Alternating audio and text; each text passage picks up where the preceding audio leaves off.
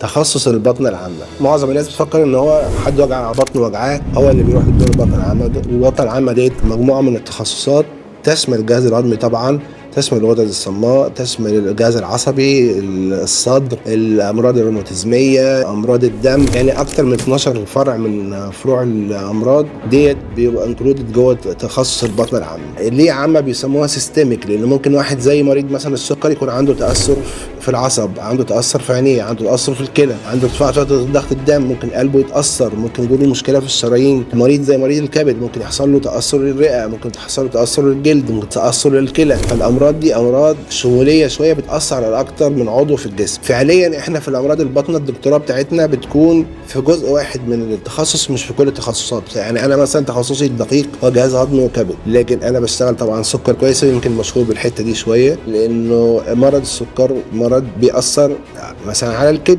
ممكن يعمل مثلا كبد دهني، والكبد الدهني ده ممكن يحصل منه التهابات كبديه، والكبدات الكبديه بالدهون، ودي حاجه مهمه جدا. وده الطب الحديث بعد انتهاء مشكله فيروس سي بوجود علاج ليه الحمد لله من كام سنه، يعني الموضوع ده ابتدى ينتهي في مصر. الشائع دلوقتي الالتهابات الكبديه بالدهون دي حاجات مهمه جدا، لانها ممكن تؤدي لنفس العواقب بتاع فيروس سي من تليف وارتفاع ضغط الوريد البابي، وممكن عين يجيله لا قدر الله اورام في الكبد من كده، وهو المريض اصلا مريض سكر او مريض وزن زايد. فهي الامراض الباطنيه امراض متداخله كلها في بعضها، ودكتور البطنه العامه اللي هو استشاري البطنه العامه هو الدكتوراه بتاعته بتبقى كده. وغالبا برضه معظم الزملاء بيحب يتخصص بس حته الغدد، برضه معاه دكتوراه في البطنه العامه. اللي عنده كبد تخصصه كده برضه هو معاه دكتوراه بطنه عامه. الميزه بتبقى للمريض ان هو مش بيتوزع على اكتر من دكتور، يعني اللي عنده مثلا سكر مش ما يروح يظبط السكر مع دكتور، ولو هيحصل له مشكله في الكلى يروح لدكتور كلى، ولو عنده مشكله في الكبد هيروح لدكتور كبد، ولو ضغطه عالي هيروح لدكتور قلب،